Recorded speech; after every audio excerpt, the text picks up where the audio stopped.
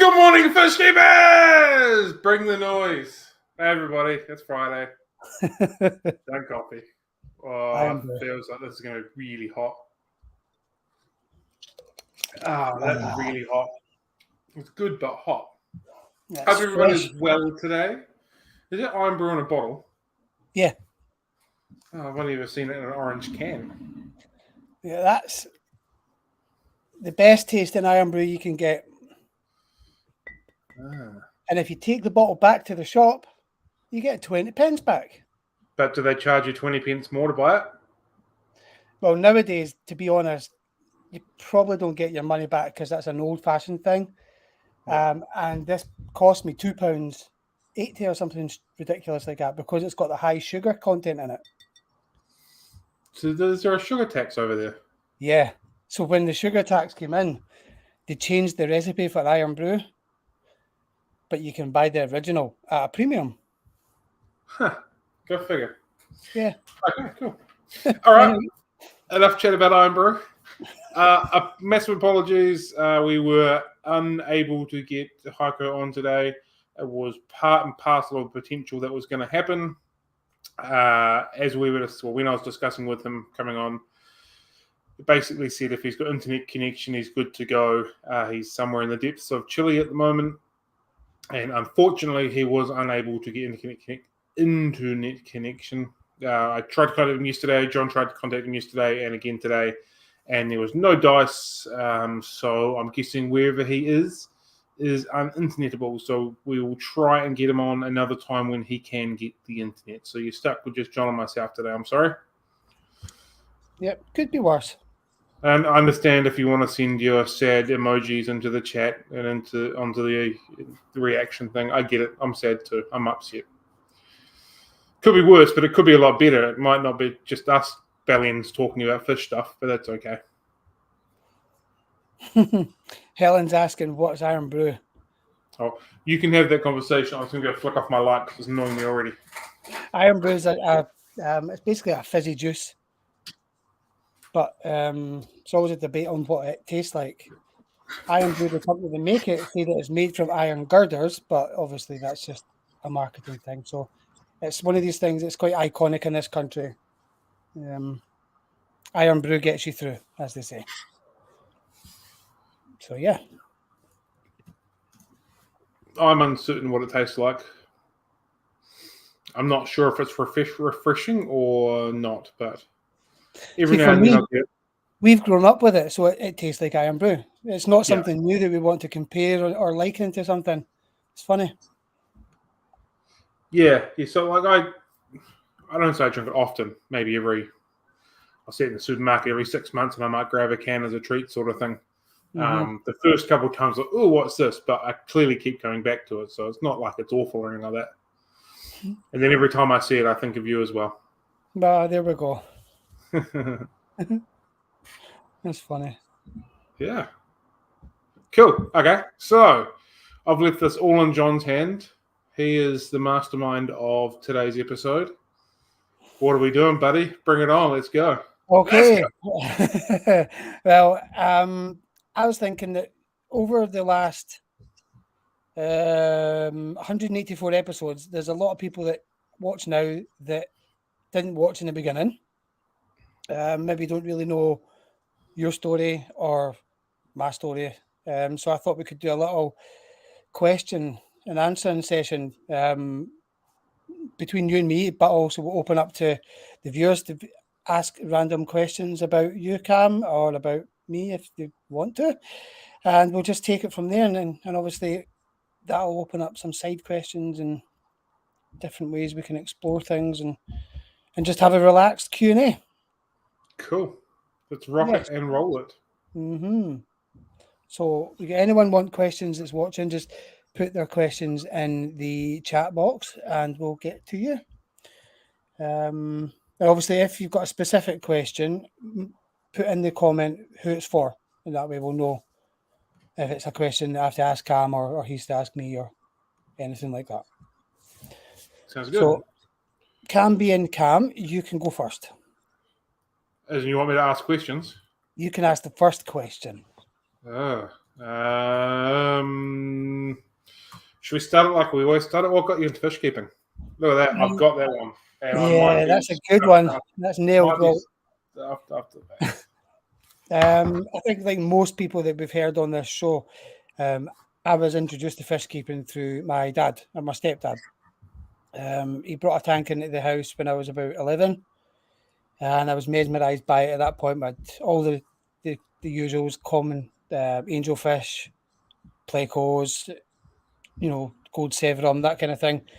And when I moved out, I had my own fish tank, which I was about 19 when I got my first fish tank, and I've had one ever since. Cool. Yeah. And we have another question for you. Have you probably said, but what fish do you keep and or love? Right. Well, at the moment, due to space restrictions, I only have endlers and cherry shrimp with some white cloud mountain minnows and a bristle nose. So I've not got a lot on the go at the moment, but my favourite fish to keep has been the blue rams and rummy nose tetras. I've loved the way they interact with each other, more so the way that they kind of contrast. And if you get the setup right, you can sit and watch them for hours. I set a tank up last year or the year before, specifically for those two fish, and it was one of my favourite tanks I've ever set up. That was really standard rams or electric blue rams? Standard. Yeah, just standard natural looking ones. Yeah. Do you guys get the black rams and all that over there now? Yeah, we get them. We get the balloon rams as well, which is a bit horrible. Blech. Yeah. Don't like them. No, not a fan. I've refused to stock them. I did make a mistake once and order some. I didn't read the order list properly and found out they were electric blue gold head balloon rams. I missed the balloon part of it. The electric blue gold head, absolutely stunning, but the electric blue gold head with the balloon, I was like, bleh. Luckily, I had someone that was pretty keen on them straight away, so they went. But I'm not a fan of balloon anything. No, they're just not natural looking at all, are they? I'm also not a massive fan of the black rams. There's just something about them that just doesn't really float my boat completely. I'm not sure what it is, but it's like the black corridoras. Yeah. The Venezuelan black, I think they're called. Yeah. They're not natural either, and they just look engineered. Yeah. Which is a shame because they come up at a nice size and they're really nice. But yeah, it's just, I know what you mean by that palette. It's not quite right. Yeah. Thomas has asked us. You leave black rams alone. What's your favorite Corydoridae? I'm not going to say that word again. Species. You go first then, Cam. Cool. Mine currently is the reticulated Agassizi, or is it Agassizi reticulated? I think it's a reticulated Agassizi. A little bit spotty, a little bit off. I forgot to put my. Man. Schoolboy Edda. Oh, man. I was running around this morning and I frantically forgot to put my laptop on charge. Not to worry. Well, pulse cams. That's fine. Yeah, they're articulated Agassizi. They're a little bit spotty and a little bit sparkly, and I think they're kind of cool. So that's at the moment what my favorite Corydora species is, I believe, at the moment. Okay. I think all time I would have to say Stairby for me. Yep. They're really common, I think, but the markings on them are just so crisp that they're eye-catching, and especially if you've got a big group of them, when they all kind of sit there and then they all just flutter at one time, it's really eye-catching. I like them. Yeah, I agree. They're quite nice and chunky as well. And you get the orange tips to them as well once they start maturing. It's really cool. Yeah, quite adventurous for Corys as well. Yeah, I think they're a nice fish. they're definitely one of the first quarries that I remember taking note of, if that makes sense. Either I can't remember if it was in someone's tank or at a shop, but I remember thinking, that's quite a cool different fish. And that was when I was keeping African cichlids at the time. So, yeah. Yeah, they are pretty cool. They're not bad at all. All right, what's next? It's you. I've got a question for me. Question for you. A question. Oh no, wait a minute. I've got a question for you. That's because you've already asked the question, haven't you? Fire away. Okay. Right. Instead of asking you how you got into fish keeping, what led you to take the step from hobbyist to retailer? Oh. Like, at what point did you think, I'm going to start selling stuff? Yeah, so I was studying for my degree. And instead of studying for my degree, I was studying for a fish degree, which didn't exist. So every Friday, I think it was, I was on placement. Thursday, Friday was placement. Thursday was practical. Friday was, writing reports, writing essays, all that kind of stuff. And I had the ability to be in my own office, which I could shut the door on, and the computer looked towards the door, so like I could look what I wanted. It was at Chile at the hospital. And so I just Googled to see if I could get onto the FNZAS website, which is New Zealand Forum, which was really big 10, 15 years ago. Turns out I could. So over the course of my placement, I read basically every single article that was on that website and filled my brain with all sorts of fishy knowledge.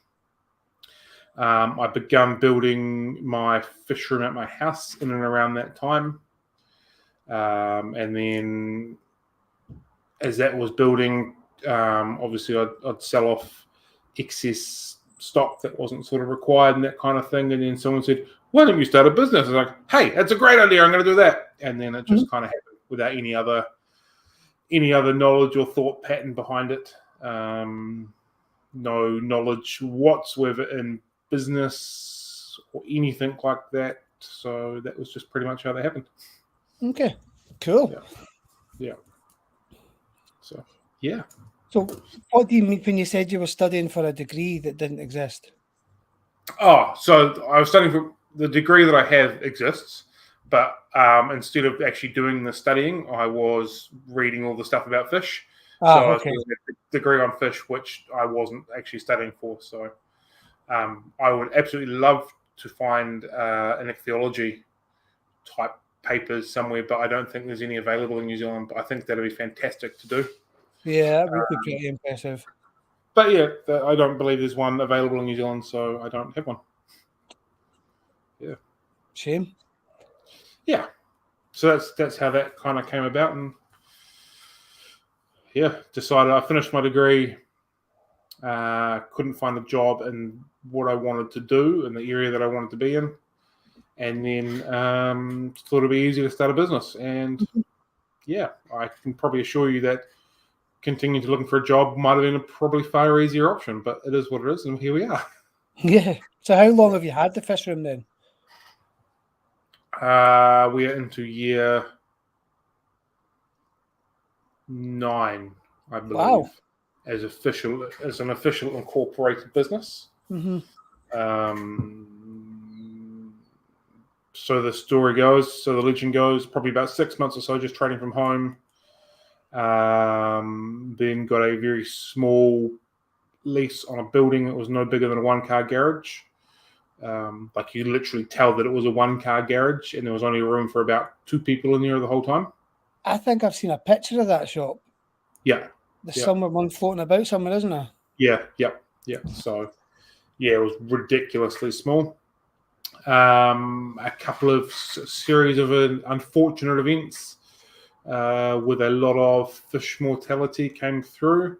And then third child was due to be born, lease was due to run out, so it just kind of seemed right to time to shut down the shop itself, focused solely online, got a job in a previous career, still worked online. COVID came along, continued to work online, and then signed the lease for next door. I went through the building that I'm in right now at the same time, but it wasn't suitable because I didn't realize that you could ask your landlord if you could modify the building to do what you want with it at the time. So we went in next door, and then this building came free, and I spoke to the landlord, said I'm interested, but it's not quite right. Need a few things done, so we can do that. So got out of the lease next door, got onto the lease here, and then we are here now. Fantastic. Yeah. Would you recommend joining the retail trade to people that are interested? If obviously not in your local area, but bluntly, no. Not if you want to keep your hobby. It very quickly, very quickly, you lose your hobby. I don't have any aquariums at home, no fish at home, purely because I don't want to bring my fishy stuff home, if that makes sense. I don't want to bring work home. Not a lot of people bring their work home, and then I do 65 or so hours a week, and then go home and do another 5 or so hours. It's not. Yeah, I like to separate work from life. So if you don't mind losing the actual hobbyist side of it, it's not the end of the world. But if you really want to keep your hobby as a hobby, then it's really hard to do that. The interest and the passion and the love is still absolutely there, but I'm removed from being a hobbyist, if that makes sense. Yeah, that does make sense. Yeah. I mean, obviously, I've never had an aquarium store, but I do understand that when you start focusing 100% on your hobby, but because you've got to, it changes the way you feel about it as well. Yeah. I look at fish in a different light now. The way that I set up aquariums for display tanks in the shop, I look at it totally different to the way that I used to. It's just a totally different lens that gets put on it all. Mm-hmm. And even when it comes to even like buying products and trying products and using products, totally different lens to what it was as a hobbyist. So yeah. Yeah.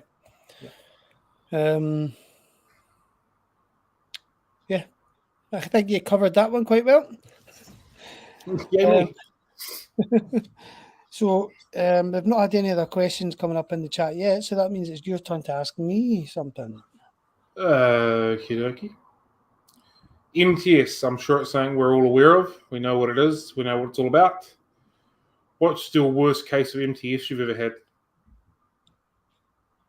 MTS? What? Multiple tank syndrome? Duh. It's when I had my office last year. I was working like a warehouse thing. I had 6 tanks, ranging from like this size to a 200 litre or 190 litre corner tank. And I had a terrarium, I had a paludarium thing, 2 display tanks. That's probably the worst I've been. And I found it quite overwhelming. I will not lie. I struggled keeping on top of all those tanks. I also discovered that I enjoy setting aquariums up, and I enjoy planning them even more. I could plan them for months and months and months, researching and coming up with plant layouts and all that stuff. But executing that is different. And then obviously following up and maintaining that is another thing altogether for me.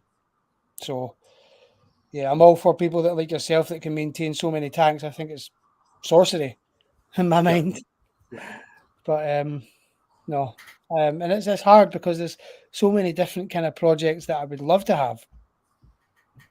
But I've got to be realistic, and my lifestyle doesn't allow me to have that many tanks properly. So can totally understand how people put things in one room and set up automatic water changes and all that kind of stuff. Like doing maintenance and water changing on one tank, 20 minutes, half an hour a week, not a big deal. 2 tanks, an hour a week, not a big deal. begin to multiply and multiply and multiply, and all of a sudden you've got a full-time job. Mm-hmm. Yeah, absolutely. Yeah. No, I totally understand that. I'm like you also. I like the planning, preparing, setting up, organizing aspect of fish keeping. And then once it's running, it's a bit of a grind to make sure it keeps running, if that makes sense. Yeah. Get a little bit bored on what it is and want to try something new, play with something new, sort of thing. Yeah, I feel you. Yeah. And you'll be even more tempted because you've got more things coming in and out the shop. So you're in contact with so many more. Yeah, my favourite fish changes every day.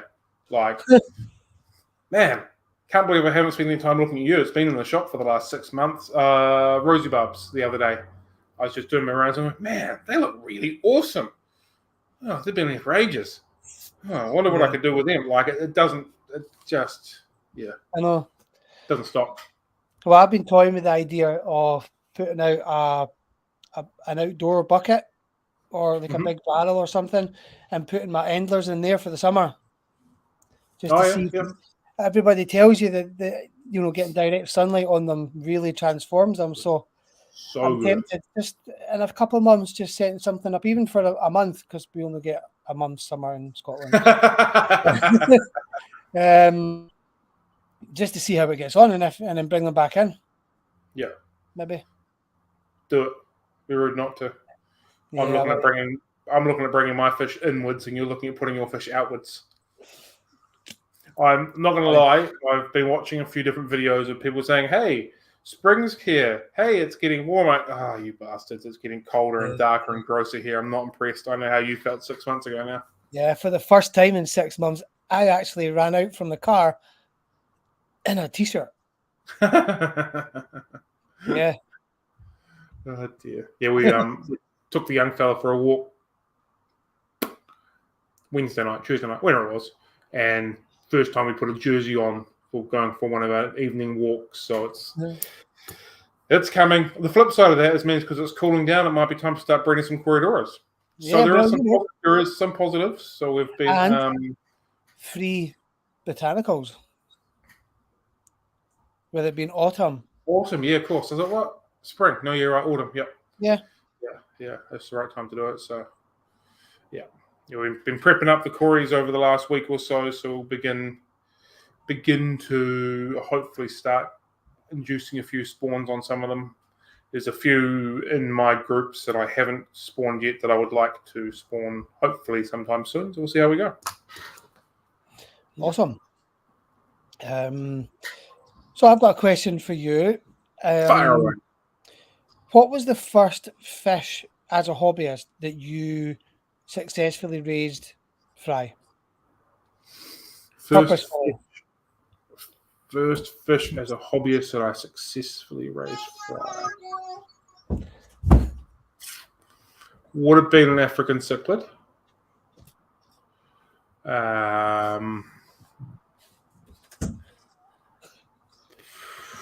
Probably electric yellows. I don't remember it though. The first one that I can actually remember having really good success was Pseudotropheus carbros, which is the bumblebee cichlid.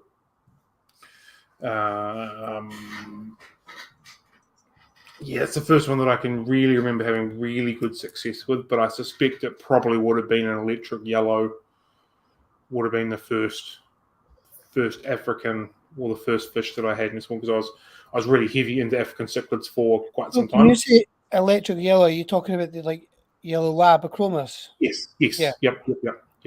Or maybe a peacock species or a hap species or something like that. Okay. Breeding's never really been my drive. Setting up tanks and collecting species was always my interest. So it might have been one of them, or maybe a Red Empress, possibly. I remember having a nice big breeding group of them, but something in that kind of realm would have been one of the first ones that I intentionally tried to spawn or got decent success from. But yeah, definitely remember Bumblebee's having massive success with them. So yeah. Mm-hmm. Yeah. Yeah, it's always cichlids for people, isn't it? It's always a cichlid. That's what got me into it. Other than being given some guppies, cichlids were the first fish that sort of took my interest, and a friend of mine who got me into fish keeping was into his cichlids as well. So that as that kind of developed, natural thing, it was just how that worked. Yeah. I think my first fish that I purposely spawned was an African cichlid as well, but it was the cribensis. Yeah. Pulvicomus. Yeah. I'd watched my dad do it, and the colours of them. The first time I've kind of followed the process with him, and he explained the colour change during the courting stage, and then the protectiveness with the mother watching. It really kind of captivated my attention on that, and I was, as soon as I could, I set up a tank in a house I was at. I had 3 tanks at that point, and this was like a little breeding tank, and I couldn't believe it. Yes, it worked. Obviously, cribs are quite easy to breed, but it was the first one I purposely set out to do. Yeah, cribs are a really cool fish, but we don't stock them. But cribs are a really cool fish, but you can't keep them in pairs unless you have an outlet for them. Mm-hmm. If you keep them in a pair, you'll have thousands of them. There's just no in between. But if you don't have an outlet for them, there's absolutely no point in doing that. So, like, I often talk people out of it because people want a pair of fish. That just seems the human way to be paired, if that makes sense. I want a pair of this, a pair of that, or what have you. Yeah. It's the same as bristlenose. Like, can I get a pair of them? Well, you can absolutely get a pair of them, but you're going to have thousands of bristlenose in about a year's time, and then what are you going to do with them, sort of scenario. So I talk a lot of people off the cliff, per se, down to one as opposed to 2. There's people that absolutely want to and absolutely want to spawn them and all that kind of stuff, and that is what it is and good as gold. But for general hobbyists, they just want a pair of said fish. It's often not a good option. Mm-hmm. Although I have seen people keep 2 female cribs. It doesn't look the same because they don't interact the same, but you can have 2, 3, and sometimes even 4. At one point I had 3 tanks and I was breeding the cribs, and I put all the females into this third tank until it was like a holding tank until they moved them on, and they were absolutely fine. There's something odd about them all together like that. They just don't look right. It's weird. Don't quite get you. Yeah. Thomas has put something up here. Ooh. Be interesting to see if I can get the brokers to spawn. Yeah, they are absolutely on one of the 3 or 4 cories that aren't cories that I want to try and spawn. If you have any tips or advice on how to get them to spawn, I'd be very keen to hear. I've spoken to 1 or 2 people and basically said people either find it incredibly hard to spawn them or incredibly easy to spawn them. Mine are definitely of age and definitely of size, so I'll be conditioning them soon and hopefully get them to go soon. Could well be that they're already spawning and I'm just not looking hard enough for the eggs and they're eating them afterwards. That's a viable possibility. But if you've got any tips or any thoughts or triggers for them, definitely please shout out, let us know, and hopefully we can implement that and get some spawning going with them. Mm-hmm. And Rochelle's got a question too. Ooh. How do you classify purposely bred or hands-off breeding? For me, purposely bred is when you have some sort of intention that you're trying to do that with them. For an example, all of the tanks out the back are species-only tanks with the intention of trying to trigger spawns, trying to induce spawns, and trying to get them over the line. Compared to having a few different fish in a community tank that just spawn. My intention is to have them spawning. Once I've got fry, I've got places to put the fry, fry food ready to grow them up, and an outlet to move them through, if that makes sense. So that's all intentionally in the mind to get them to produce, compared to I've just had a spawn of XXX. What do I do? Or they've been in the tank together for a while and they've hidden and now they've come back with babies. If that makes sense. Mm-hmm. What do you think on that one, John? Yeah, pretty much the same thing. I mean, guppies will spawn regardless whether you're intending it or not. So you can't really use that as an example. But purposeful for me is setting out, applying a pair, conditioning them, and planning on breeding them with the purpose, of moving the spawn on or whatever. That for me is intentional. Unintentional is, like Cam was saying, if you've got maybe a big mixture of fish and you didn't even realize you had two, like a male and a female pleco, and you find them in a cave and they're spawning, or you've got 3 or 4 different kinds of cichlids and like a big tank, and they start spawning in the middle of a community tank. That's unintentional. So yeah, you pretty much the same as you, Cam. Cool. That's certainly the way I've been intending to say it anyway. Cool. Is it my turn to ask you a question or other way around? Your turn. To ask you a question? Yeah. Cool, okay.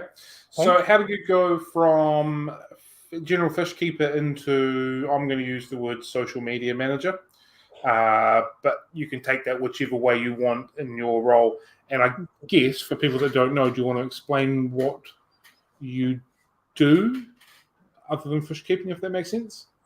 Yeah. Going back maybe about 8 years now, I think, when I kind of paired my fish keeping hobby with Facebook. I didn't realise until I went on Facebook one day and I discovered Facebook groups. And I was kind of getting involved in them and thought they were brilliant. But one thing that was lacking was a local group in my area. So I went about setting up a group and it got called Lothian Fish Keepers. And I wasn't working at the time. So I had quite a bit of spare time in the evenings and I really kind of threw myself into it. And it got a bit of traction and it became quite an active group. And I was I was setting up experts within the group so that if anyone had any questions about betta fish, there was somebody that I could tag and you kind of manage the group in that way, actively hands-on. And it just seemed to grow arms and legs and it went up to, I think, 2,000 at one point. But I mean, that's not a big group by today's standards, but at the time it was a good size. And that then kind of caught the attention of Fish Science. They got in touch with me and asked if they could use the group to promote their new food. He was coming up to Scotland to do a tour of all the shops and he needed a bit of kind of PR and we kind of paired up with them to do that. That went really well. The group loved it. A lot of local shops kind of seen the attention it was getting online and stocked it. And so it was a win for everybody involved. And after the short campaign, Dave Poole asked me if I would like to take over the Fish Science Facebook page and social media channels. So I started doing that for maybe about a year.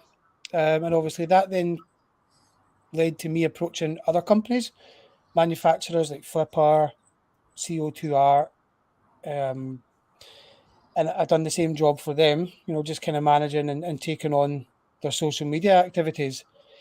And that's how we met, through a Facebook post, Cam. There was a Facebook group, funnily enough. Somebody mentioned, somebody put a question out asking what everybody did to fund their aquarium hobby.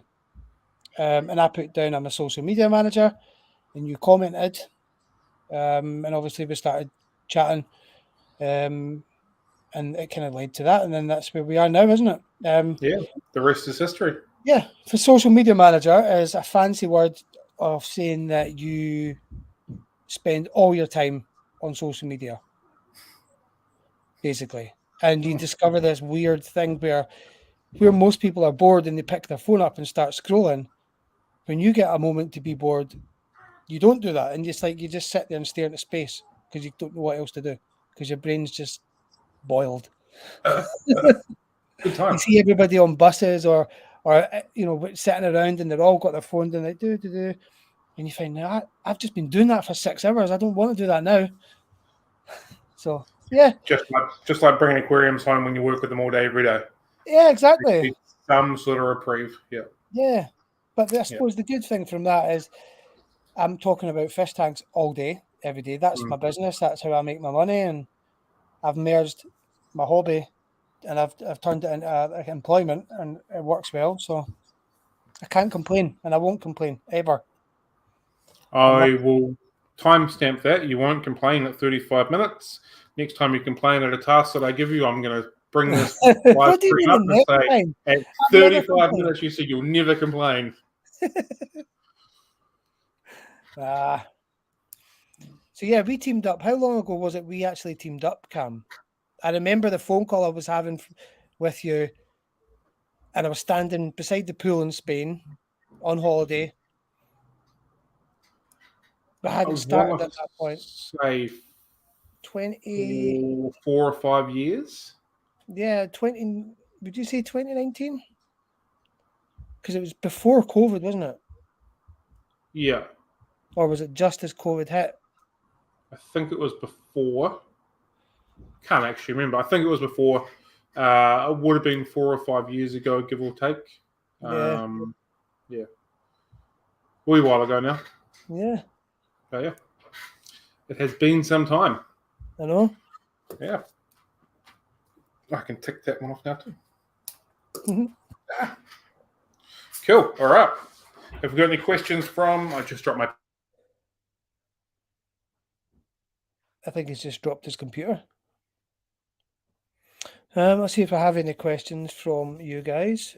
No, we've not got any questions yet, Cam. So I don't know if everybody can see Cam. He's frozen for me, so I'm not sure really what's going on. But we'll just see if anything. I'll try and catch him on the chat.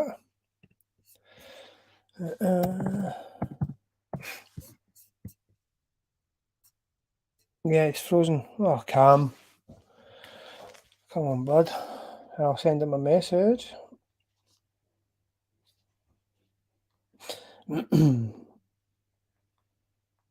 Oh, he's completely gone now. He must be resetting. Never mind. Yeah, I had technical problems this morning, so I'm not on my normal computer, and I've had to use a laptop, which is always a last minute setup. So I'm completely unprepared on a day that we're both unprepared, which just doesn't see. It just doesn't work out very well. So yeah, Brian, here's my chance. What do I want? I want more space for more aquariums.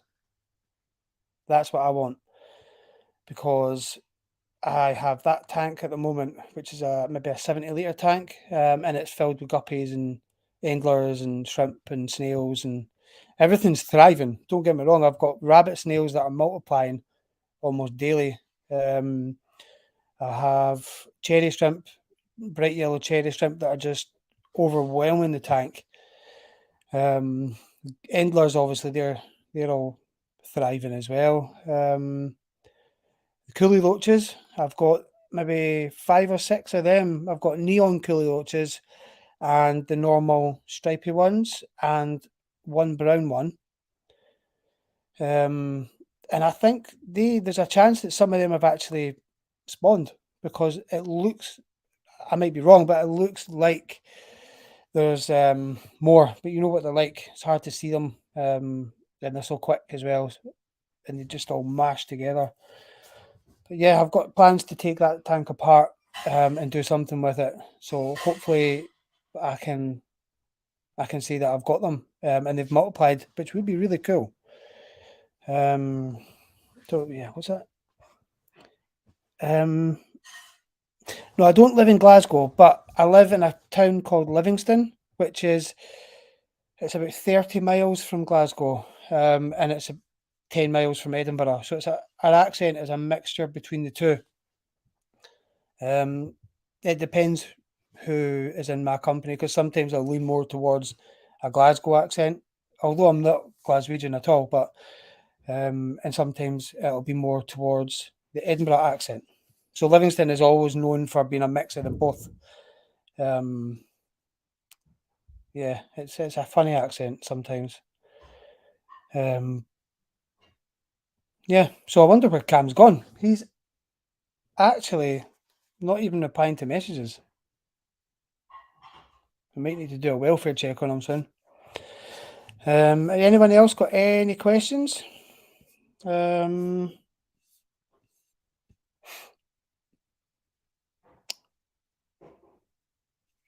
see Silver Creek's Wildlife is talking about Denison barbs being fast. Yeah, it's something about barbs. And the bigger they get, they seem to be getting more powerful. It's always hard catching just one as well. But a fully grown Denison barb's a good size, so yeah. I take it, did you make much mess when you were catching it, like splashed? Or they make a fool of you like that? Right, next fish I'm going to get, Brian. Cam's kind of tempted me with rainbow Daniels. He showed me a picture of them, and ever since then I can't seem to get them out of my mind. I think they'd be really nice in the right kind of setup, so I might try and get them. I do prefer smaller tanks, so that I can get more of them, but if I'm honest, I prefer smaller fish. I love the idea of, it's not just the fish for me, it's the plants, the full setup. I love, I've mentioned it before, but what I like to do is set a tank up and then take a step back and just watch it all develop. I love how the substrate matures over time. What I sometimes can do is I'll put blackworms in the tank whilst it's cycling, and allow them to form a colony within the substrate so that that's always on the go. And I have sections of the tank that are really heavily planted, so they're dense, and it allows the blackworms to feed properly. And I just like creating ecosystems, so small fish work better in those environments. Anyone else like that, or does that make me odd that I like to do that? Helen's asking in the chat, new favourite fish, clown or rocket killifish. It's so teeny and yet so bold. I picked up a trio less than a week ago and they're spawning already. Well done. Yeah, I've never had killifish before. Some of them are absolutely stunning. I don't know too much about them though. But yeah, no, good choice, and really good that they're spawning so quick as well. Another fish that I'd love to set up a tank for is the rope fish. I don't know if you guys get them in New Zealand. It's like they get called reed fish or rope fish, and they can grow maybe about that size. And obviously they look like eels or bashirs, but longer. I've had them called snakefish as well. I've had one once before and it was just amazing. But you do need a lid on the aquarium, and at the moment I only have open top aquariums. So you're not allowed them here. That's a shame because they're fantastic fish to watch. So yeah, hopefully maybe, if I can get the right kind of tank, I would have them again in a heartbeat. They're very, very cool, especially with the orange on the underside of them as well. What else? I recently had my daughter got her first gecko. It's a leopard gecko, and now that she's had that for a while and she's really good with it, we're thinking possibly that we can go for some kind of tree gecko, like a crested gecko or a gargoyle, something like that we can build a tall standing terrarium and have obviously the little waterfalls and the jungle style in there. So we've been looking into that to see if that's something that we can do, and I think it is, because I've got a terrarium that's just sitting there doing nothing. I know it's not fish, but that's definitely on the horizon. Anyone else keep reptiles as well as fish? I know my daughter, she's been asking me if we can get axolotls, but I don't have the space for the right kind of tank for that in the house at the moment. Crocodile skinks. I've seen skinks, but I don't know about the crocodile one, Helen. I maybe have seen them, but just not realised that that's what they were called. But some of the skinks are quite frightening looking. They're like actual dragons, which my daughter would love because she's obsessed with dragons. Yeah, we've got cats, so I don't think a big dragon would be a good idea. Because we did think about the bearded dragon at one point, but no, I think little leopard geckos, they're easy, they're slow, they're nice and easily contained as well. But as far as fish go, because I've not got the space, I've not really let myself get into that thinking yet, because it's just going to pain me not to be able to do anything. Dojo loach. Oh yeah, we've had them. We get them over here. Green rasboras are nice. Yeah, again, they like small fish, so they go really well with planted tanks and stuff. They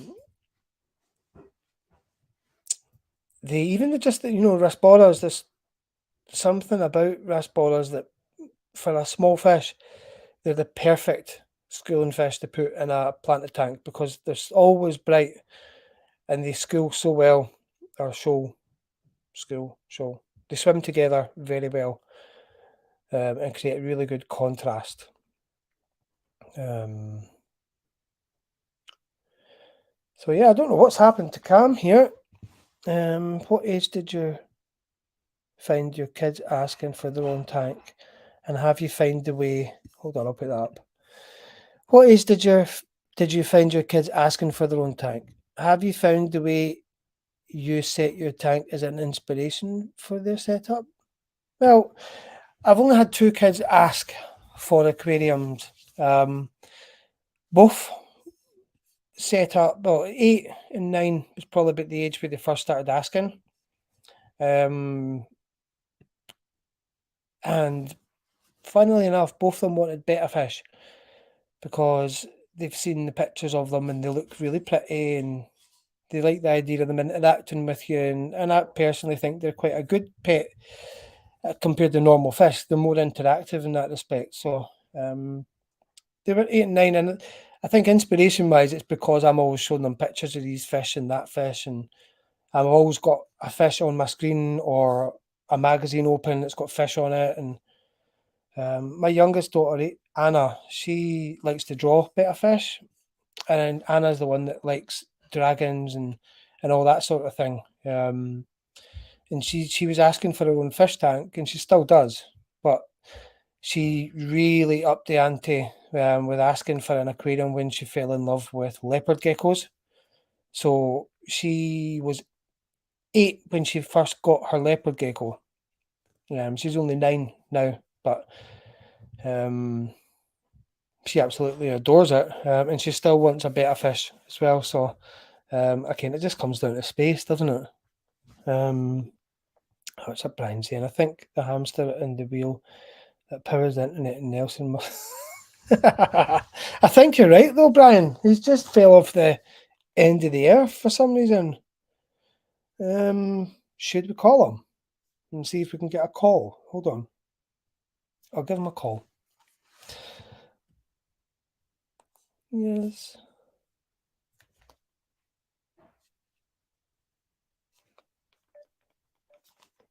I don't know what on earth has happened to him. But he's not answering.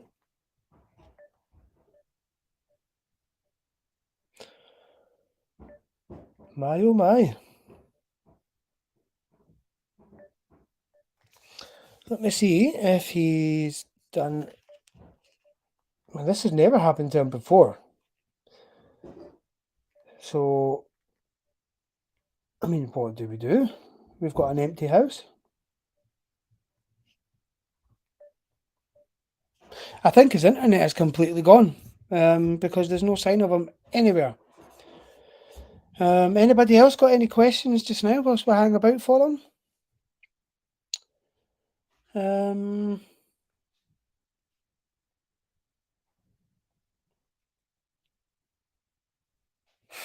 What, like, most of you have kids. What is the average age, would you say, for kids to be able to safely look after an aquarium? Or do you think it really depends on the child and obviously what they know and their capacity to perform maintenance and stuff? I mean, I personally think it really comes down to the child itself. They've got to have an interest in the aquariums. I've always said, like, you're not getting an aquarium until you really, really want one. And then at that point, you've got to know that, well, it's your aquarium. So you have to have some level of responsibility for looking after those fish. And then, sorry, is it? Yeah, well, Heiko is actually in Chile at the moment, and he did warn us that there might not be any internet at the time that we're doing the live.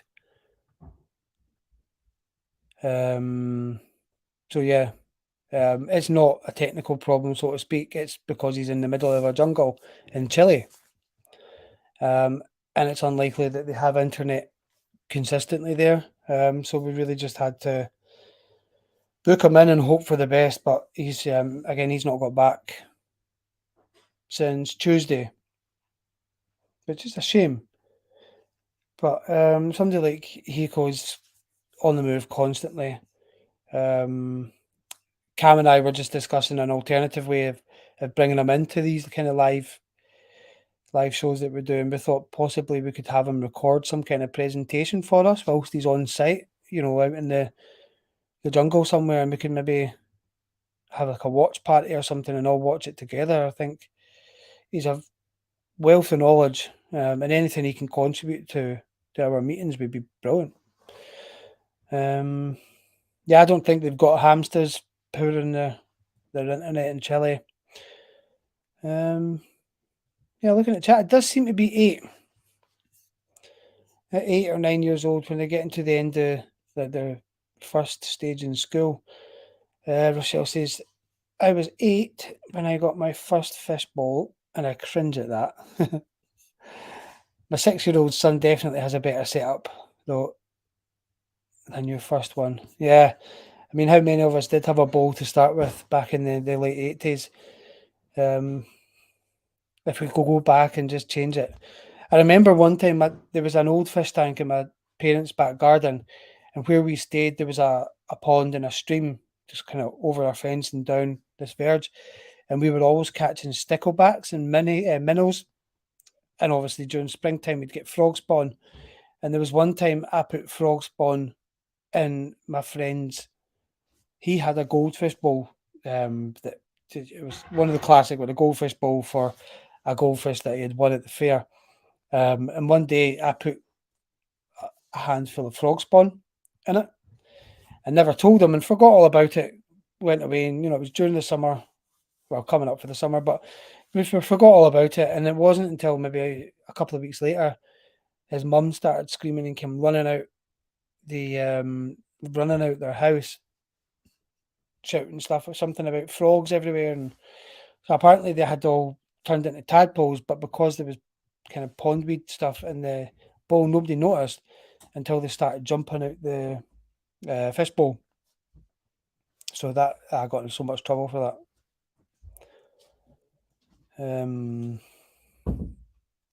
Yeah, I think everyone's had a goldfish bowl at some point. Yeah, the mid-80s has got a lot to answer for. But so I don't think Cam's going to be coming back here, guys.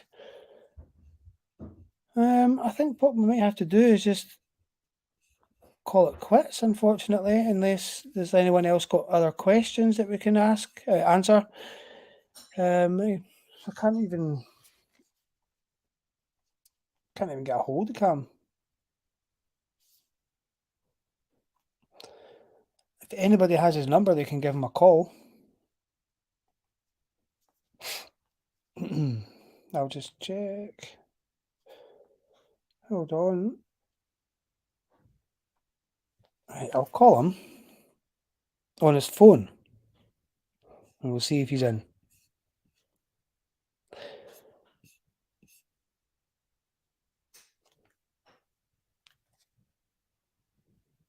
But he's not answering his phone.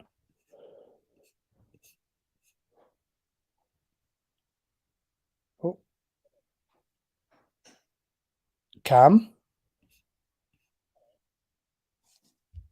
Cam, is that you? Where are you? Yeah, we thought that. I take it has no sign of it coming back on.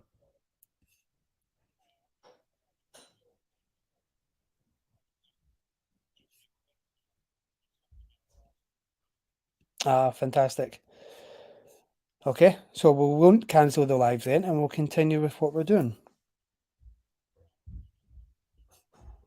Yeah, I've been chatting away, and we've all been behaving ourselves, waiting on you coming back. Okay, I'll let them know.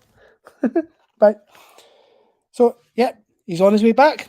His internet's back up and running, and he should be with us in a moment. So the show will go on. Has anybody got a question for Cam when he comes back, other than what's he been doing? Because he says that his internet's went down, but there is a high chance he just went to the toilet.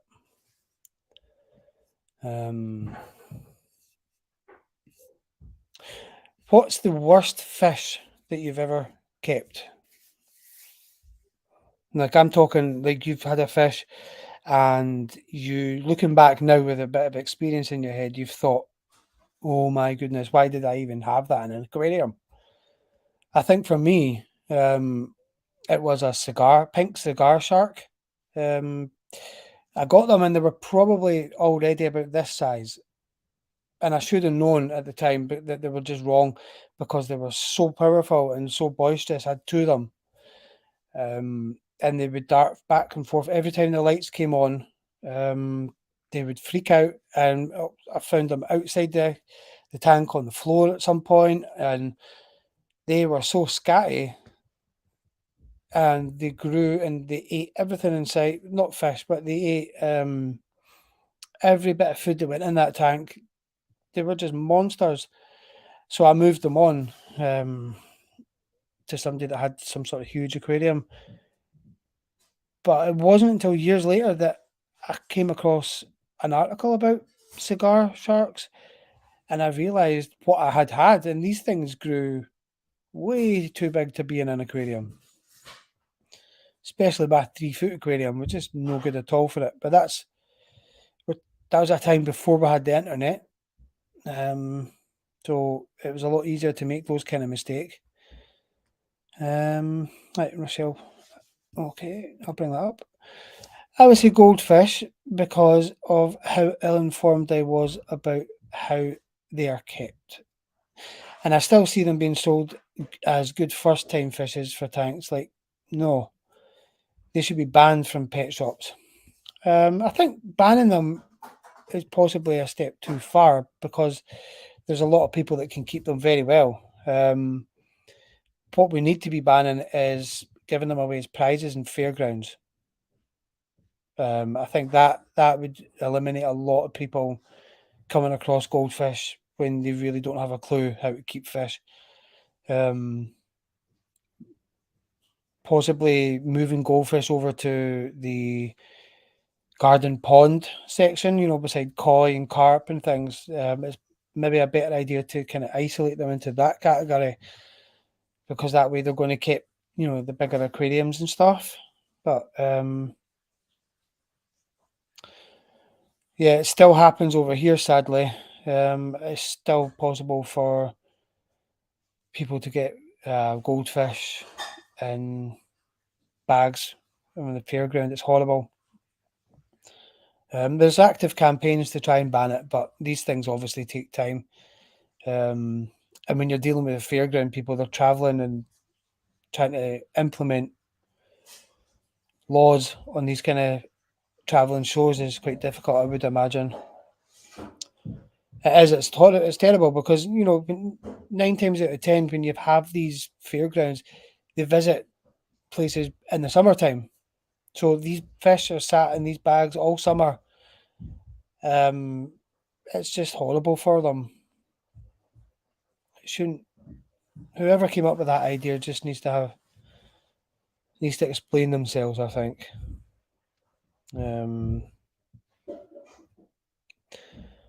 So Cam should be with us really soon. He says he was just loading everything back up, and he'll be with us. He must be trying to catch the hamster and putting it back in the cage. So yeah, does anybody have any questions that we can ask Cam when he comes back?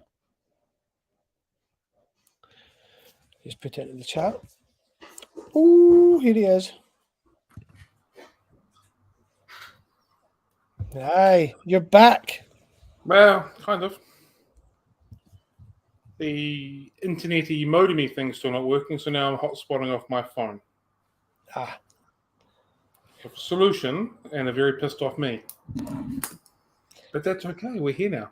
Yeah, it's Friday. Hello, everybody, I'm back. Pleasantly happy.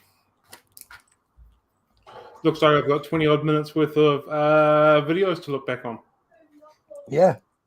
Yeah. Just me rambling on a load of nonsense, to be fair. Rambling. Stutters. Where are we at? Rochelle's just asked a question for you. What fishes were you hesitant in getting, and once you got them, you didn't regret it?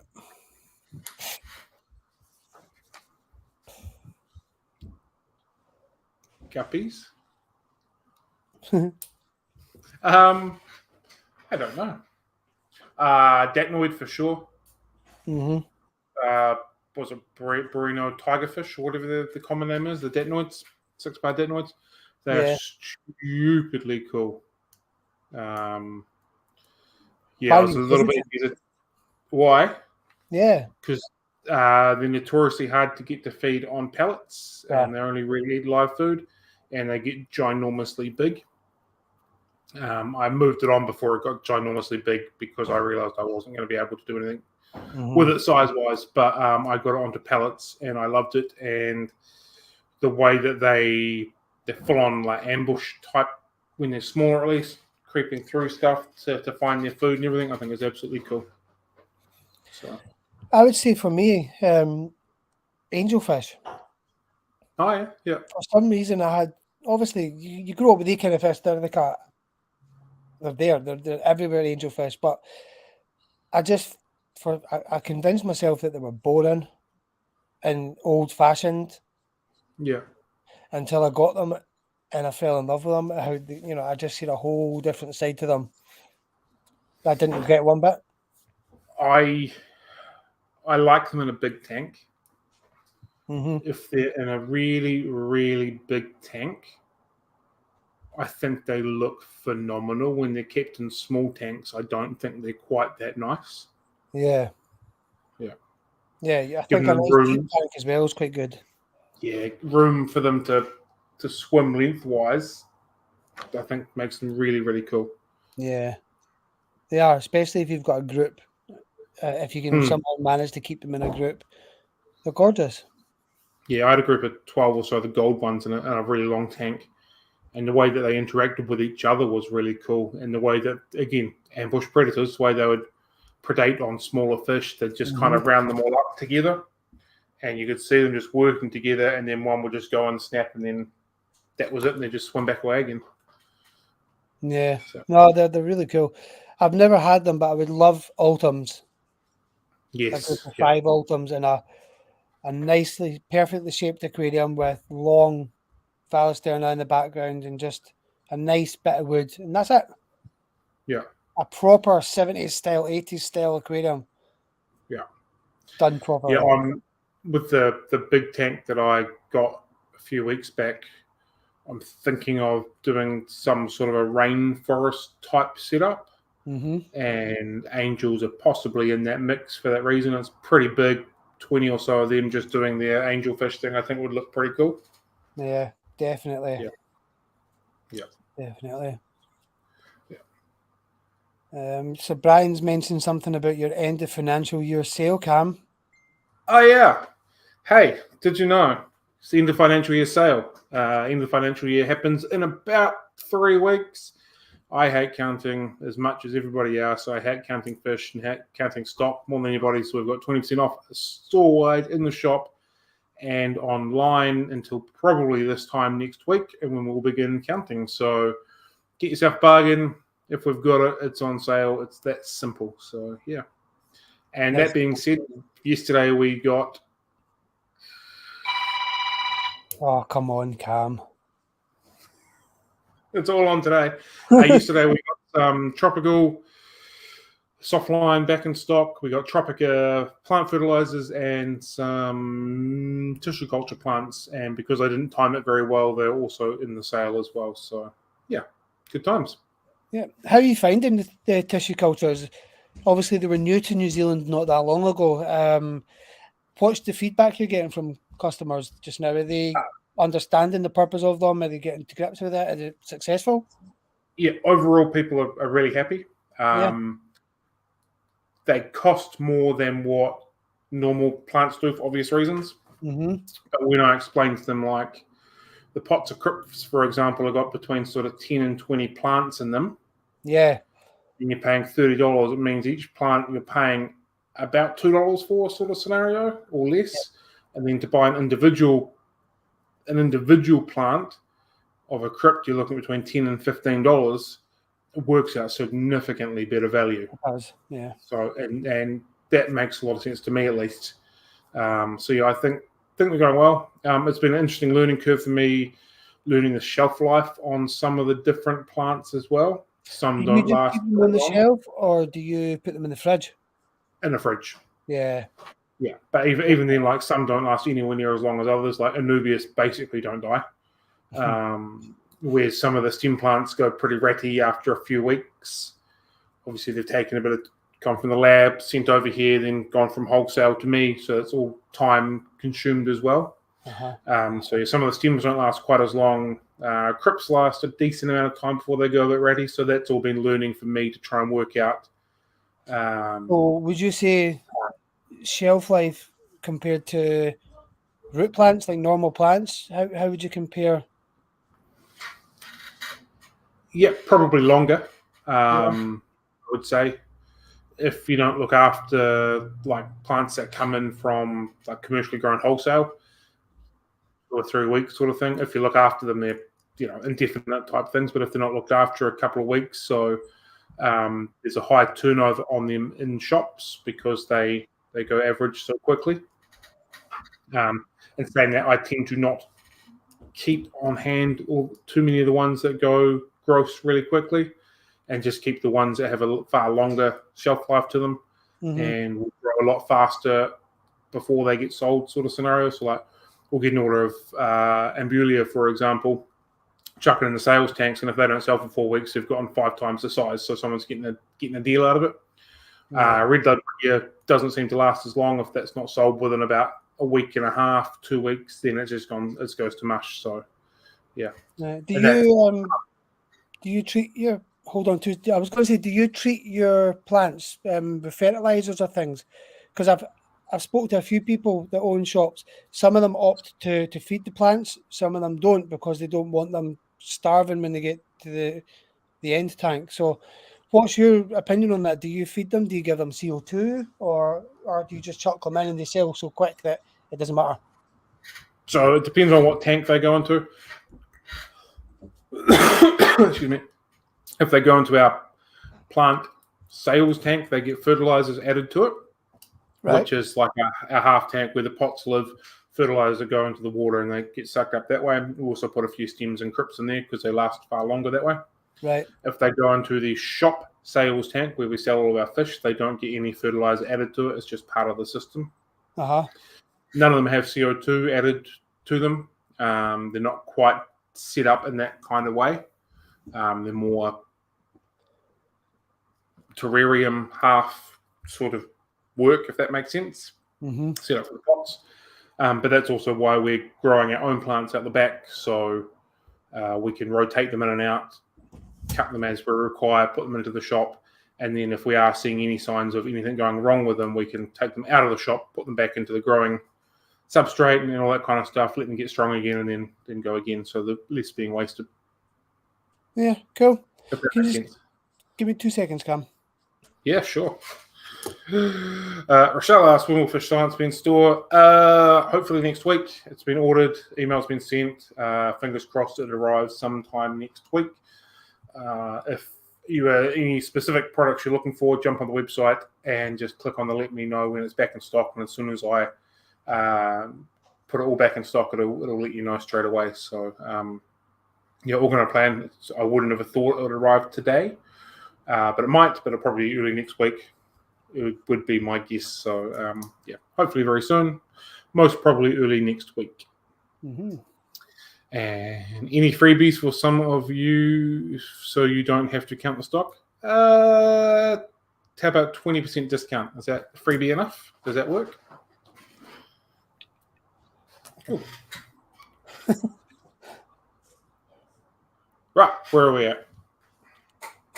I think you can ask me a question. Cool. What's your dream setup? Ooh, my dream setup.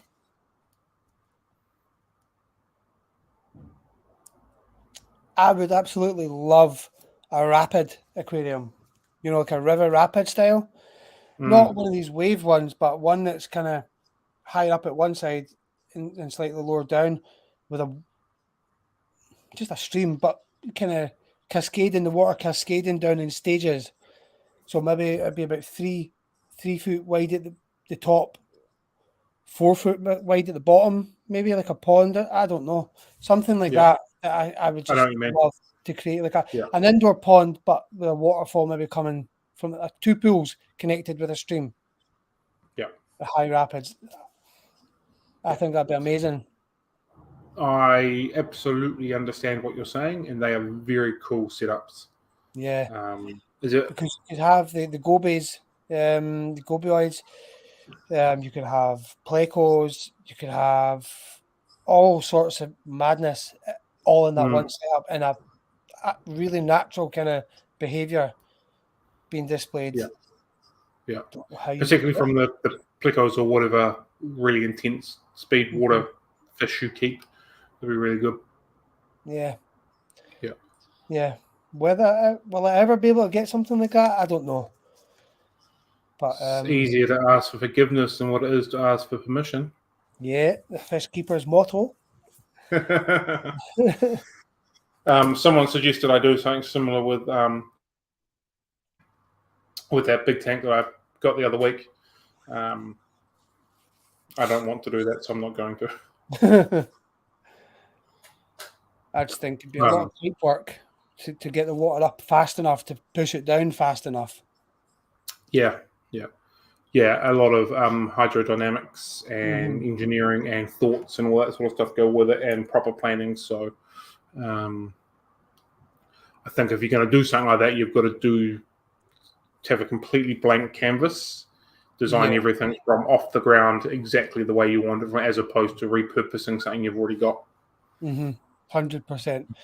And to do it the way I would like to do it, it would need to be big in order to be able to create the rapids powerful enough to get what you want, and to design it in a way where you can see underwater at the side and see the pleco kind of rasping onto the rock. Otherwise, you're just looking at water. Yeah. And then you've got to deal with moisture as well, so it's tricky. On that note, while we're talking about tanks, I had a Dremel arrive this week, which means I can begin boring out the holes for the clown loach tank a little bit more from my cock-up. Just need to go get some bits for it to do the work, but that's another thing ticked off, so that might be coming along a little bit further as well in the next few weeks too. So cool. Yeah, DIY daddy. Yeah, not quite as intense as a river setup, but we'll see how we go. So, Thank envy. Absolutely. Yeah, Rochelle's asking if we've ever experienced tank envy. Absolutely. Nearly every single time Braxton, who happens to be our guest for next week, sends me a photo of his tank, I go, I hate you. So, even more so when he tells me how little effort that he puts into it. Really? Yeah. That's So, fish keeping done properly, though. yeah. If you don't need to manage it every single step of the way, you've done it right, because then it's doing it itself. Yeah, I'll rephrase it. I'm pretty sure he does water changes on it like every day. Small water changes on it every day, but like the amount of maintenance as far as trimming plants and fertilizers and all that kind of stuff, it's pretty much set and forget other than a small water change each day. So, Brilliant. So yeah, he'll be with us next week. For those of you that don't know, Braxton, he is a New Zealand fish keeper. He is, I don't know if we'll call him an aquascaper, but he's definitely a plant grower, and he's very, very good at what he does. So I'm quite looking forward to speaking to him next week. So yeah.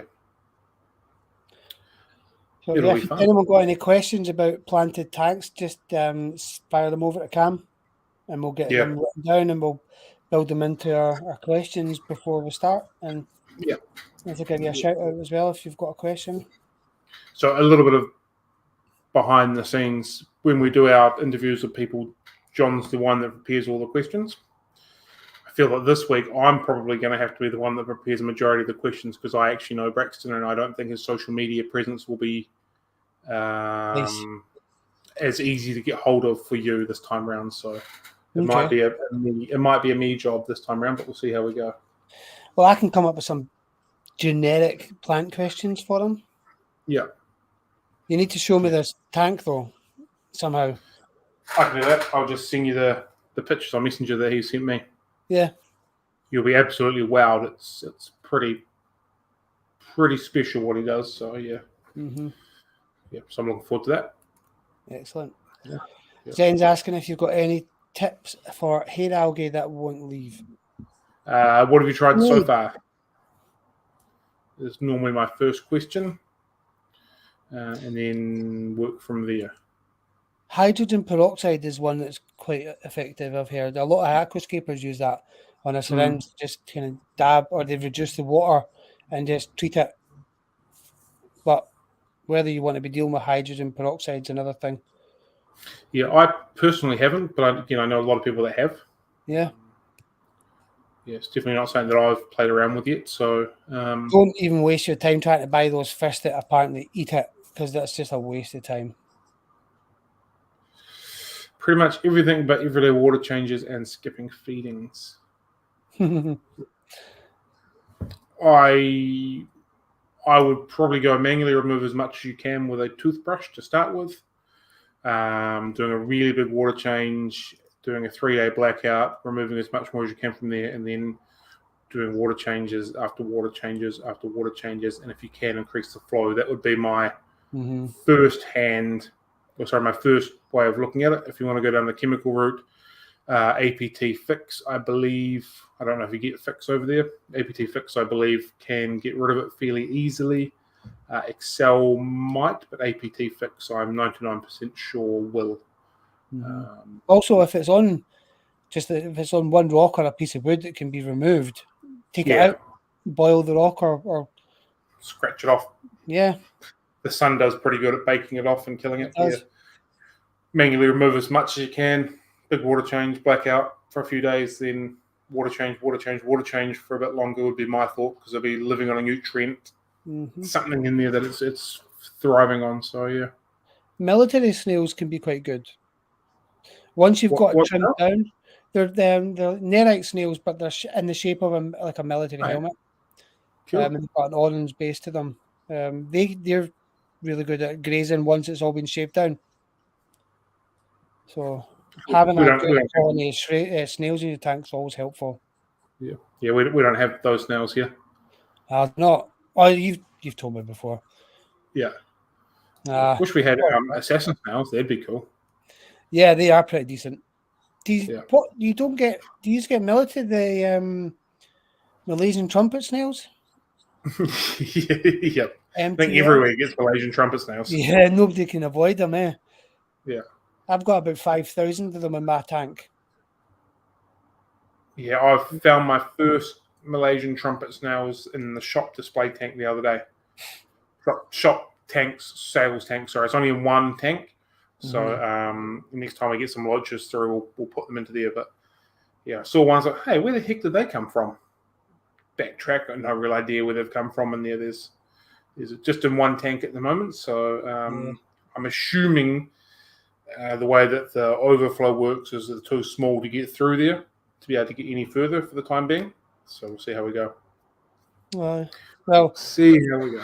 I've had I had at one point I had like 2 or 3 tiny little 5-litre tanks, and I had one of them that was filled with blackworms, and then there was another one that had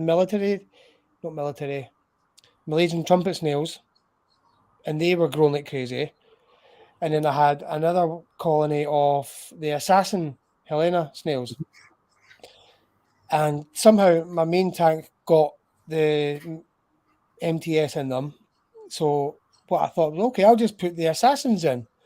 And they did a fantastic job of culling like hundreds of them. But then they multiplied. And there was nothing to kill them. Yeah. I then had to pick them out and you have to start catching them. But they don't breed as quick as the Malaysian trumpet snail, so it wasn't too bad. But it turns out I was able to sell the assassin snails for like £1.50 a go. So it worked out very well. Yeah. Do they need salty water to produce them? There's a snail that needs salty water to get them going. I think it's nerite snails that do that, which would be the military ones. But we don't have them either. No, we get ram's horns as well. We get red ram's horns or golden. Yeah. You don't get them either, though. Yeah, we've got red rams. My pond, the pond I've got at the side of my house, they do native black ones, which are really cool. Cool. Yeah. I wouldn't mind getting different colours of. It'd be cool if we got different colours of mysteries, not just the blues. But yeah, we've only got the blues, golden apples, brown apples, brown mysteries, Malaysian trumpets, Ram Sean, and I'm dying on that hill. I think that's it. And bladder snails or pond snails. Pest snails. Yeah. Snails a million, those really tiny little flat ones. I don't know the name, but I call them snails a million. So, yeah. Yeah. Golden apple snails with plants. The legend goes they'll only eat dying plants. No, not golden apples. They eat everything. Have you ever had giant ram's horns? No, I've had some big ones, but not giants. They're like Colombian. These things are like that size. Oh shit! Yeah. Wow. And they've got a stripe going round, and like they're beige with a dark brown stripe. And I picked some up at an auction one time, and they eat plants. They eat plants. Yeah. Yeah, a friend of mine got a really nice planted tank, and he bought a apple snail from Pet Shop, and he said overnight they just mowed it down to nothing. He was really pissed off because the shop said, golden apple's fine, you won't have any issues with them, good as gold. Yep, not true. Wow. So he was a bit annoyed at that. So yeah, golden apples will chew through plants in no time, generally speaking. And if they haven't, it's just a matter of time until they do. Yeah. I don't mind snails. I'm okay with snails. I just don't like apple snails in with plants. Great option for African cichlid tanks. Yeah. Puffers. Yeah. I'm a big fan of blue mystery snails. I think they're ridiculously cool. Yeah. They are quite cool. I've had them not long ago, actually. Actually, talking about blue things, I remember I was in the tank in my room not long ago, yesterday, and I peered over, and I've got this really nice bit of wood that's kind of got a big cave bubble within the middle of it, and I was looking down, and then something just caught my eye. Like these eyes just started staring back at me. But the light, it was like they were red, obviously it's just reflective, but it turns out I've still got a bamboo, a giant, what they're called, vampire shrimps. These things, you know what I'm talking about, yeah? It's about that size, and they've got big claws, and when they're looking up at the water, they've got the red reflective eyes, and they look like fangs, like a vampire's mouth. It's horrendous looking. I got a fright, and it's been in there for about a year and a half now. Yeah. And they're filter feeders, though, which is the funniest part. Yeah, apparently they're like harmless, basically. Yeah, well, they're in beside all my little cherry shrimps and everything. Yeah. They don't do a thing. Crazy. Cool. Yeah. They're another thing we don't get. Shrimp. No. I'm kind of okay with that. Like, I think they're cool, but I can absolutely see them decimating or dominating native wild waterways and stuff like that. So I totally understand. I can imagine, you just look in the water and there's hundreds of these little pom-pom filters. Yeah. No, that's all right. All right, are we continuing on with our question and answering time? Yeah, we may as well. Cool. I've got a question for you. Fire away.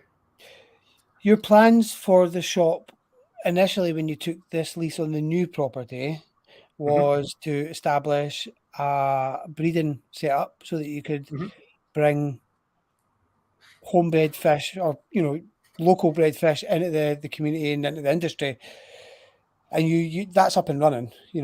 It's now you're getting the fruits of the labour, so to speak. And obviously that's something that not a lot of fish shops are doing. So you kind of took that step slightly off the beaten track. Do you have any other plans for more kind of ideas that you've been tinkering away with in the background that you think could improve A, the hobby, and B, the fish room? There is a couple that are in more of a research, working out if it's viable type stage. Okay. But for the time being, I'm trying more to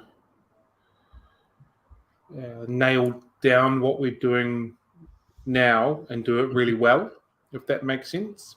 Yeah.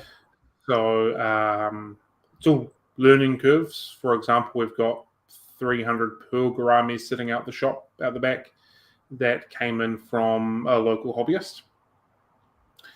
So that's quite a lot of fish, and I didn't really know where to put them. So I've had to put them in with the clown loach holding tank. So it's been brought to my attention pretty quickly that if we end up having hundreds of certain fish, where do they go? What do we do with them? Where do we put them? So there's a bit of fine tuning that's coming before any of the next stages sort of scenario. Yeah. And another thing that I've realized this week is we had a spawn maybe 6 weeks ago, a month ago. I can't quite remember the dates now. And there was always some eggs on the Java moss that we put back into the Java moss tank that we're holding it from, and they've hatched. And they've grown at about 3 times the rate of the fish that are growing into the small little 20-litre tanks. And we get far less than them. So it's just the spaces allow them to grow.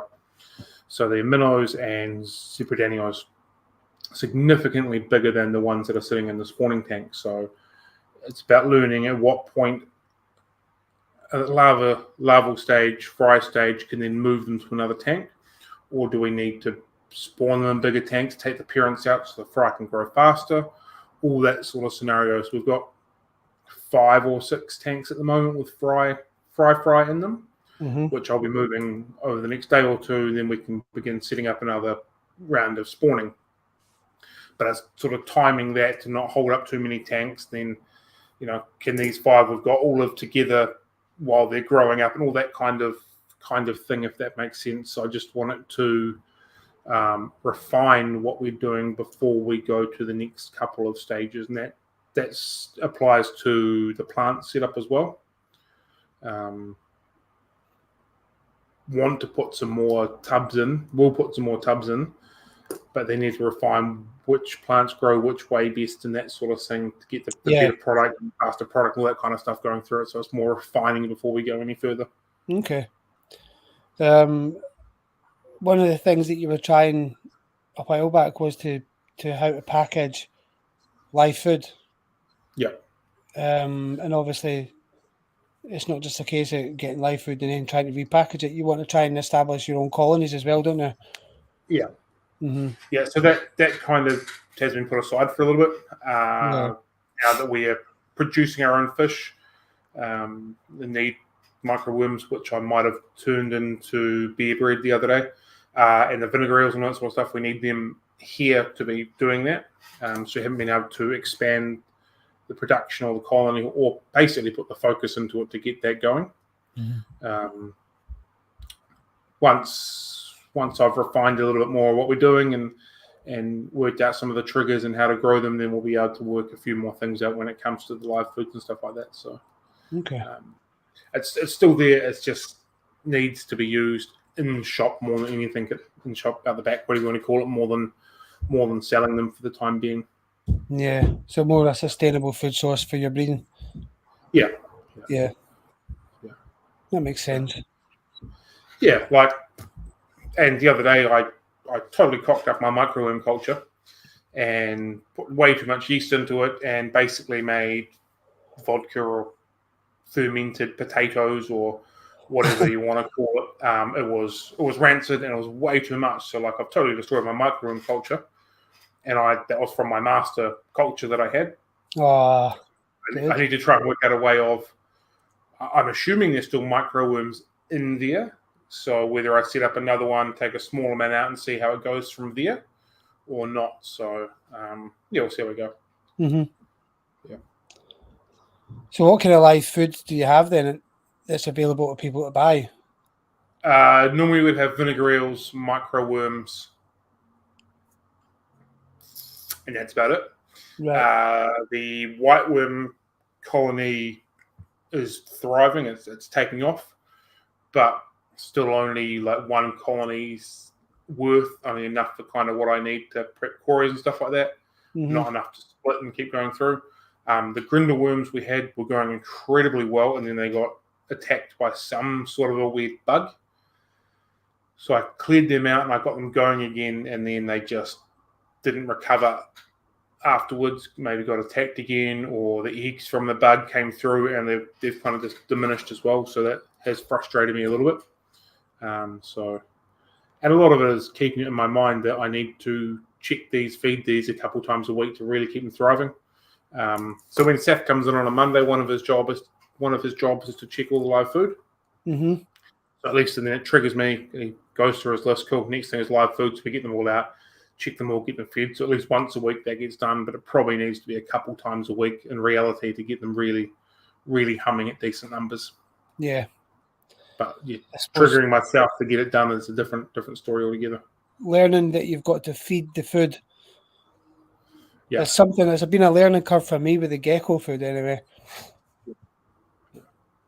I guess also we hatch brine shrimp every day. So a lot of that stuff is a little bit alleviated as well because I know that I'm still feeding live food every day. Uh-huh.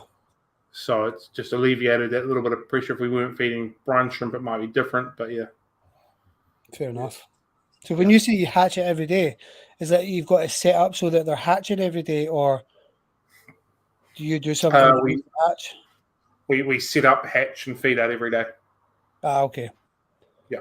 So is it just that you're setting new ones up whilst the other ones are hatching, and then it's like a cycle that you've got going? Not quite. So we'll set one up in the morning. Sorry. Yeah. Come in on a Monday morning, get the brine shrimp out of the hatchery. Yeah. Clean it out, set it up that morning, come in the next day, get the brine shrimp out of the hatchery, set it up, rinse and repeat every day. So I've never done it. So is it that quick? I didn't realise it was that quick. Yeah, the eggs that we're using is they're basically done within 24 hours. Nice. You can leave them longer. 2 days is fine. 2.5, 3 days is beginning to push the colony. But I think that's purely because of the amount that we put into it every day. We're feeding 6 or so teaspoons a day. So it doesn't take long for that to make the water conditions pretty average. But yeah, as long as we do it every day. So we can set it up on a Saturday. And then when I come in on a Monday, it's fine to use on the Monday. So, yeah. What kind of hatcheries do you use? This? Yeah, we're using this blenders. Yeah. I've actually got one of them. I might pull out and give it a try, actually, because I've never done it before. Yeah, really good. Really good option. So, yeah. Good. Yeah. So, yeah, we get that done every day. So, the fish always get live fish every day. Live fish get live food every day, which is why I think it kind of just alleviates my mindset. Somewhat. So, yeah, no, I totally get that. Yeah. And any excess we get, we just have been pouring into the rapashi mix that we do as well. So still using that, and obviously frozen foods and rapashi and everything else that goes through. So plenty of food going in. But yeah, it's only a little bit of live food at the moment. So yeah. Cool. Yeah. Cool. If you weren't doing what you were doing right now, what would you be doing?